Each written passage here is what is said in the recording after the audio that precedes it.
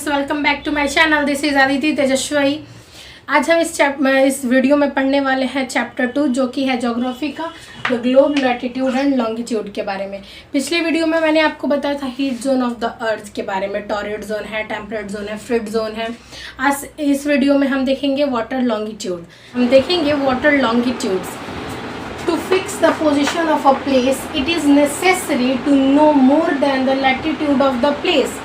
Means कि किसी भी प्लेस को जानने के लिए, किसी भी प्लेस का पता करने के लिए, उसको लोकेट करने के लिए हमें लैटिट्यूड से ज़्यादा कुछ चाहिए होगा। सपोज अगर हम बात करते हैं, जैसे कि एग्जाम्पल में मैंने दिया है और आपके बुक में भी एनसीईआरटी के, टोंगा आइलैंड जो कि है पैसिफिक ओशियन में, मॉरिशियस आइलैंड जो कि है इंडियन ओशियन में, वो जो है वो सिचुएटेड है सेम लैटिट्यूड पे 20 डिग्री साउथ। इट मीन्स कि अगर ये आपका हो गया ग्लोब, यहाँ पे हो गया इक्वेटर जो कि 0 डिग्री पे सिचुएटेड है, और अगर साउथ का हम बात करें तो इधर हो गया आपका नॉर्थ पोल, ये हो गया साउथ पोल। अगर ये 20 डिग्री साउथ है और यहाँ पे टोंगा आइलैंड भी सिचुएटेड है और मॉरिशियस आइलैंड भी सिचुएटेड है, अगर यहाँ है सपोज यहाँ है अगर टोंगा आइलैंड और यहाँ है मॉरिशियस आइलैंड, तो हम पता कैसे करेंगे? ये तो 20 डिग्री ही साउथ में सिचुएटेड है ना।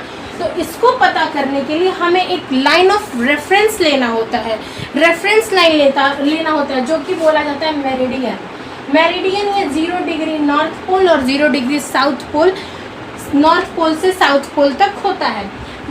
The line of references are called the meridian of latitude. इसको मेरिडियन ऑफ लैटिट्यूड्स बोलते हैं। जैसे कि अब यहाँ पे मैं ड्रॉ कर रही हूँ, सारे जितने भी मेरिडियंस हैं वो पोल के पास मीट होते हैं। ओके, तो इस तरीके से हम पता कर लेंगे। अगर ये मेरिडियन हो गया 0 डिग्री पे, ये हो गया ईस्ट और ये हो गया वेस्ट। जैसे कि मैंने बोला कि अगर टोंगा आइलैंड और मॉरिशियस आइलैंड अगर 0 डिग्री पे ही सिचुएटेड है, तो 0 डिग्री तो साउथ में सिचुएटेड है, कितना ईस्ट में सिचुएटेड है और कितना वेस्ट में, ये हमको जानना होगा कि आखिर जो मॉरिशियस है वो कितना ईस्ट में है, कितना वेस्ट में है।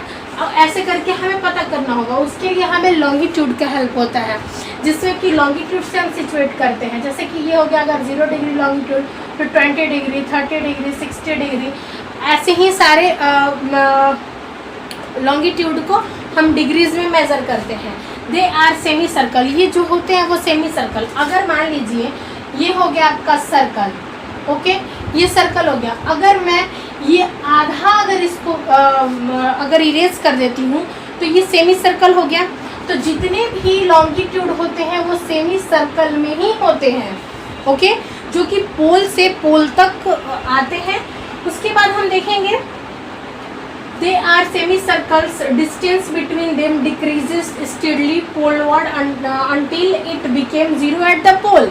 हाँ, जैसा कि मैंने बोला, ये जो अगर ये ग्लोब हो गया, ये नॉर्थ हो गया, ये साउथ हो गया, ये ईस्ट हो गया, ये वेस्ट हो गया, तो ये 0 डिग्री यहाँ से आ रहा है यहाँ, अब ये सेमी सर्कल में आ रहा है, तो ये क्या होते जाता है, इसके जो बीच का डिस्टेंस होता है ना वो डिक्रीज होते जाता है। अगर ये सबसे ज़्यादा इक्वेटर के पास अगर चौड़ा होता है, इसका जो डिस्टेंस इन लोगों के बीच का जो है वो ज़्यादा होता है, तो पोल्स के पास 0 हो जाता है और ये सेमी सर्कल में ऐसे ऐसे आते जाते हैं। तो आप ऐसे ही देखिए कि अगर ये चीज़ है तो ज़्यादा अगर यहाँ पे इक्वेटर के पास अगर गैप है तो ये बिल्कुल भी चिपक जा रहा है, 0 डिग्री पोल्स के पास आके बिल्कुल भी चिपक जा रहा है। वेयर ऑल मेरिडियंस मीट, जहाँ पे सारे मेरिडियंस मीट होते हैं, पोल्स के पास सारे मेरिडियंस, लॉन्गिट्यूड के सारे मेरिडियंस मीट हो। All the meridians are of equal length, जितने भी मेरिडियन होते हैं वो इक्वल लेंथ के होते हैं। अगर लैटिट्यूड की हम बात करें तो लैटिट्यूड जो होता है वो इक्वल लेंथ का नहीं होता है। अगर बल्कि है इक्वेटर के पास अर्थ, तो वहाँ पे ज़्यादा डिस्टेंस हुआ, ज़्यादा बड़ा हुआ, उसके बाद छोटा हुआ, फिर छोटा हुआ, ऐसे ही उसका लेंथ होता है। लेकिन जो लॉन्गिट्यूड है वो इक्वल लेंथ के होते हैं। Difficult to number all the meridians, बहुत डिफ़िकल्ट था नंबर करने का सारे मेरिडियंस को कि कैसे हम नंबर करेंगे। सारी कंट्री ने मिलकर ये डिसाइड किया कि हम क्या करते हैं कि इसको all count should begin from the meridian which pass through Greenwich where the British Royal Observatory. सारी कंट्री ने ये डिसाइड किया कि जो ब्रिटिश रॉयल ऑब्जर्वेटरी है ग्रीनविच में, वहाँ से हम इसको काउंट करते हैं। तो वहाँ पे जो पास किया, अगर यहाँ पे अर्थ हो गया और ये नॉर्थ हो गया, ये साउथ हो गया, 0 डिग्री है। अगर यहाँ पे रॉयल ऑब्जर्वेटरी ब्रिटिश का है तो यहीं से पास कराया गया, ये 0 डिग्री, तो इसको प्राइम मेरिडियन बोल दिया गया, जिसका वैल्यू है 0 degree. Okay, it value is 0 degree longitude. Prime meridian divide the earth into 2 equal halves. अब जो प्राइम मेरिडियन है वो क्या करता है कि अर्थ को 2 इक्वल हाफ्स में डिवाइड करता है। इस साइड हो गया 180 डिग्री वेस्ट ईस्ट में, और 0 के बाद इधर हो गया 180 डिग्री वेस्ट में। The eastern hemisphere and western hemisphere, 0 degree बीच में हुआ, जो कि 2 इक्वल पार्ट्स में ग्लोब को डिवाइड किया, अर्थ को डिवाइड किया। इधर हो गया ईस्टर्न हेमिस्फेयर, इधर हो गया वेस्टर्न हेमिस्फेयर, और ये हो गया 180 डिग्री का, ये हो गया 180 डिग्री का। तो पूरा जो सर्कल है वो होता है 360 डिग्री का। जैसे कि नॉर्थ पोल को मैंने लैटिट्यूड में बताया था एन से डिनोट करते हैं, साउथ पोल को एस से डिनोट करते हैं, वैसे ही ईस्टर्न हेमिस्फेयर को ई से डिनोट करते हैं, वेस्टर्न हेमिस्फेयर को डब्ल्यू से डिनोट करते हैं। डी के बारे में, जैसे कि डुबरी अगर जो एक प्लेस है वो 26 डिग्री नॉर्थ और 90 डिग्री ईस्ट में सिचुएटेड है। अगर हमको इसको लोकेट करना होगा तो हम क्या करेंगे? अगर सपोज नॉर्थ हो गया तो नॉर्थ में ये आपका नॉर्थन हेमिस्फेयर हो गया, ये साउथर्न हेमिस्फेयर। सबसे पहले हम ये देख लेते हैं, अगर नॉर्थन में ये 26 डिग्री नॉर्थ में सिचुएटेड है, अगर यहाँ पे सिचुएटेड है, सपोज अगर यहाँ पे सिचुएटेड है, अगर कोई डुबरी जगह है तो हम नहीं पता कर पाएंगे। फिर अगर हम 90 डिग्री ईस्ट ले लेते हैं, 90 डिग्री लॉन्गिट्यूड अगर हम ये ले लेते हैं, तो जहाँ पे इंटरसेक्ट कर रहा है, जहाँ पे क्रॉस कर रहा है, तो हम ये कह देंगे कि वो डुबरी जगह है। फॉर एग्जाम्पल आपका ग्रिड में देख लीजिए, जैसे कि ये हो गया, तो ये आपका vertical line horizontal line show कर रहा है। वर्टिकल में आपको ईस्टर्न हेमिस्फेयर का दिखेगा, ईस्टर्न वार्ड का दिखेगा, और ये हॉरिजॉन्टल में आपको नॉर्थ पोल का दिखाई देगा, नॉर्थन हेमिस्फेयर का दिखाई देगा। जहाँ भी अगर इंटरसेक्ट करता है, कोई भी अगर लाइन है जो कि इंटरसेक्ट करता है लैटिट्यूड और लॉन्गिट्यूड, जहाँ पे इंटरसेक्ट करते हैं एक दूसरे को, वहाँ पे हम फाइंड कर सकते हैं कि ये लोकेशन है। ओके, लॉन्गिट्यूड एंड टाइम, तो बेस्ट मीन होता है अगर टाइम मेज़र करने का तो वो होता है रोटेशन ऑफ अर्थ। अगर अर्थ रोटेट करता है, सन, मून, ये सब अगर आते हैं तो हमें पता चलता है कि अभी दोपहर हो गया, शाम हो गया, सुबह हो रहा है, मून निकला तो रात हो गया। उसी तरीके से क्या होता है कि the earth rotate from west to east, west से ईस्ट में रोटेट करता है। Okay, those place east of the Greenwich will be ahead. जो भी प्लेस अगर ग्रीनविच के आगे हैं तो वहाँ पे जल्दी सूरज उगेगा।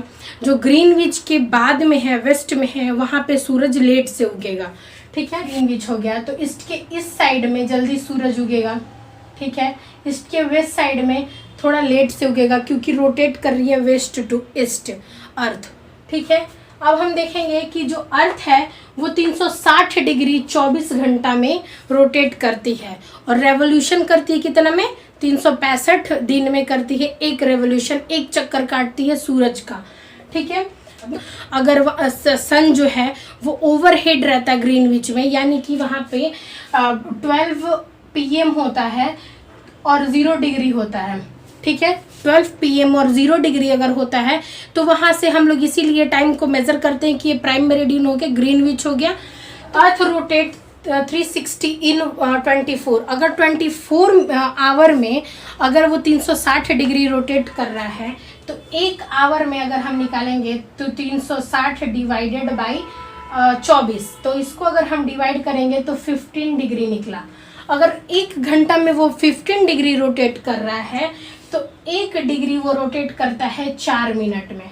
ओके, 4 मिनट में रोटेट करता है, यानी 15 डिग्री इंटू 4 करेंगे। 15 इंटू 4 अगर करते हैं तो ये हो गया 60 मिनट। अगले वीडियो में हम देखेंगे कि हमारे पास स्टैंडर्ड टाइम क्यों है, और जो आपका वो ग्रीनविच का जो मैप दिया हुआ है उसको भी मैं डिफाइन करूँगी, अच्छे से बताऊँगी कि कैसे कैसे प्रोसेस है। अगर आप बुक में देखते हैं तो जहाँ से ग्रीनविच यानी प्राइम मेरिडियन जहाँ से लिया गया है उसके ईस्ट साइड में उसके आगे है इंडिया, तो सूरज जो है वो इंडिया में जल्दी उगता है, और जो वेस्टर्न साइड है ग्रीनविच के वहाँ पे जो है वो लेट से उगता है। तो thanks for watching, do like share and subscribe to my YouTube channel. Bye bye.